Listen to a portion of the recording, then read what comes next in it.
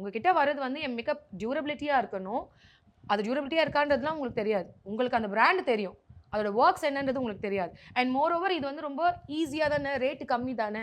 நான் ரூ. 5000 குடுத்து பண்றேன். நீ இந்த ப்ராடக்ட் எனக்கு யூஸ் பண்றியா? Everyone have a product knowledge term. So அப்படின்றக்கப்போ நீங்க நார்மலா அன்ப்ரொஃபஷனல் பிராண்ட்ஸை யூஸ் பண்ண முடியாது கிளைண்ட்ஸ்க்கு. ஸோ ஒரு ப்ரொஃபஷனல் பிராண்ட் நீங்க இன்வெஸ்ட்மெண்ட் பண்ணீங்கன்னா மினிமம் 45,000 100% ஆகும். ஒரு குட்டி வேனிட்டி செட் பண்றதுக்கு 45,000 to 50,000 சாலிடா ஆகும். நம்ம நல்ல ப்ராடக்டா சூஸ் பண்ணி எடுக்க நல்ல பிராண்ட்ஸா. ஆமா நல்ல பிராண்ட்ஸா. அதான் நான் 10 பிராண்ட் வைக்க சொல்ல. 4 பிராண்ட்ல ஒரு ஐட்டம் வாங்கினாவே காசு ஆயிடும்பா. கண்டிப்பா நம்ம அந்த ஒரு ப்ராடக்ட் திருப்பி தூர போட போறது இல்ல. அந்த ப்ராடக்ட் வச்சு நம்ம இன்னும் அதை நம்ம டபுள் ட்ரிபிளா தான் சம்பாதிப்போம். அப்ப நீங்க உங்க கிளைண்ட்டை வேல்யூபிளா நினைக்கணும். கரெக்ட். ஜஸ்ட் நீங்க வந்து சீப்பா கொடுக்க முடியாது. இது ஒருத்தர் கூட சொல்லியிருந்தாரு, ஒரு ஆண்டர்பிரினர்.